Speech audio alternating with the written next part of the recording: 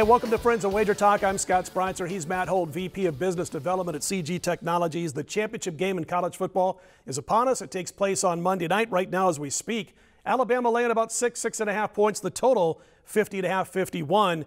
And we're going to get to all the good stuff, what's going on in the game in just a little bit. Last year, we saw in the semifinals this incredible attention given by the public to both games, both as bettors and viewers, guys who weren't even betting the games. And we knew right away last year that there was going to be a little bit of a drop-off when we saw that the games were going to be played on New Year's Eve this past semifinals, Matt. So I got to ask you, we saw viewership down 40% on the two semifinal games. Did you guys see the handle drop off significantly at the books? Yeah, absolutely. And I don't know if 40% is quite, the equivalent in the betting handle as it was in the TV ratings, but there was certainly a massive drop-off in the betting market. And as you said, directly equated to the fact that it was on New Year's Eve, which is a Thursday, and it was a working day prior to the holiday. And even the night game, where if you're going to go to a New Year's Eve party, I mean, if you're married or have a girlfriend, you're going to that New Year's Eve party. That's the one day of the year. She's making you go out. And you can't avoid it. And the bets just weren't there as much as last year. Last year, the two semifinal games each almost did the equivalent of that Monday night championship game.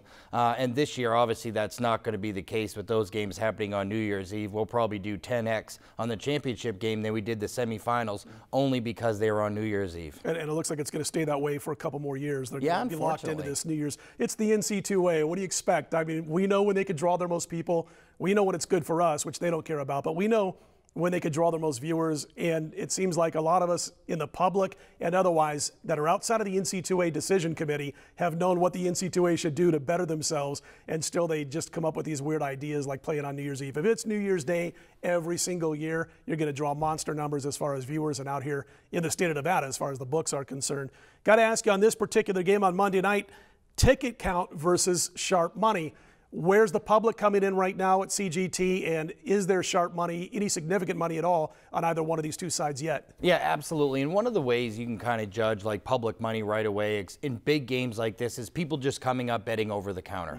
They're not setting up accounts. They're not regular bettors. They're just coming up betting, making bets over the counter. And in this case, up to this point right now, what we've seen is an 8-to-1 ratio on bets being made on Alabama over the counter. So the public seems to love Alabama in this game. Hard not to love them coming off that 38-0 blowout over Michigan State. But when we look at people that are regular bettors, have accounts, bet regularly, we're seeing mostly a 50-50 split on the game. So really interesting. The public loves Alabama. The regular bettors tend to be split on this game. You think it's going to stay that 6.5 range right up until kickoff, or do you expect it to move? No, I absolutely think it's probably going to stay like this. I mean, I think you may see some spot sevens here and there as, the public invades Nevada to bet this championship game.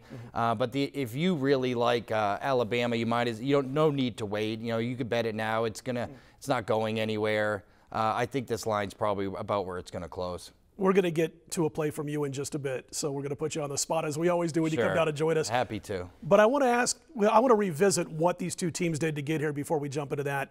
And Alabama, that mismatch performance against Michigan State, that's as good as it gets. I haven't seen probably a dominant performance considering the opposition, against a team of that magnitude this entire season like Alabama did to Michigan State. Especially in the second half. Oh, it was ridiculous. If Connor Cook doesn't throw that interception and it's a touchdown instead and it's 10-7 at half, we're going, wow, what a ball game here.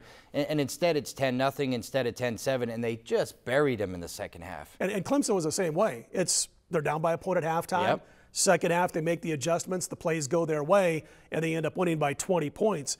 What I wanted to ask you was, because the appearance of Alabama throttling Michigan State and Clemson being, I think, considered or perceived to be much closer at half and a 50-50 shot in the second half against Oklahoma, some people I respect out there had power ratings of being, maybe Alabama 3 or 4 points better than the Clemson Tigers. Did you guys have to make any adjustment at all based on what you thought the perception would be off of those two games? Absolutely, and here's a very good example. We put scenarios up for every potential, with the 4 teams, every potential championship game, and we opened Alabama -4 over Clemson. We never took a bet.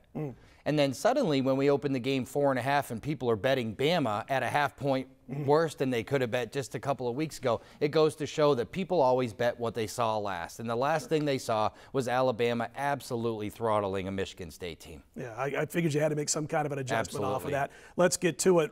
You know, we've got side, we've got total, we've got the props at CG Technologies. We're going to talk about the props, by the way, folks. We've got a new podcast starting. It'll be up late Thursday night, Friday morning at WagerTalk, and Matt is going to join us for this kickoff show, and we're going to dig into the props even more on that. But is there a side, a total, or a particular prop you're looking at to make official? Yeah, there is a prop I do think's interesting, and it's will there be a special teams or defensive touchdown scored? Obviously, there's more scored in college football than pros anyway, and it's probably, you know, you're going to get a plus on the yes regardless, maybe between plus 130, plus 150, 60 range.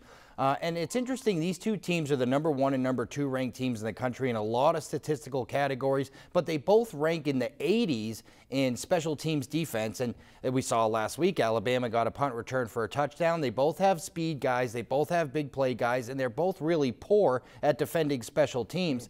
I wouldn't be surprised if we get a special teams or defensive score in the game at a plus price. Good stuff from Matt Holt of CG Technologies. The game, of course, Monday night. Don't forget about $2 Tuesdays at WagerTalk.com. Each and every Tuesday, you get a best bet for just $2 from one of the cappers at WagerTalk.com. We've got more with Matt. Check out the wild card video that we're going to have, plus college basketball with Matt Holt of CG Technologies. I'm Scott Spreitzer. This is WagerTalk.com.